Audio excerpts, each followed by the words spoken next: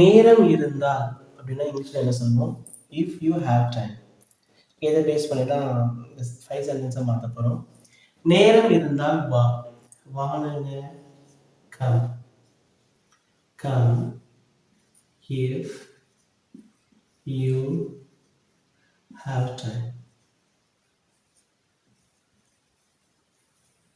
நேரம் இருந்தால் வா. Come if you have time. நேரம் இருந்தால் போ. போனா என்ன? Go. Go if you have time. நேரம் இருந்தால் போ. Go if you have time. நேரம் இருந்தால் படி. படினா என்ன? Study. Study if you have time. நேரம் இருந்தால் படி.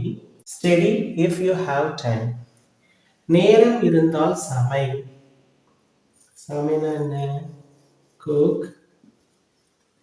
if you have time. நேரம் இருந்தால் சமை. cook if you have time. நேரம் இருந்தால் விளையாடு. play if you have time. நேரம் இருந்தால் விளையாடு. play if you have time.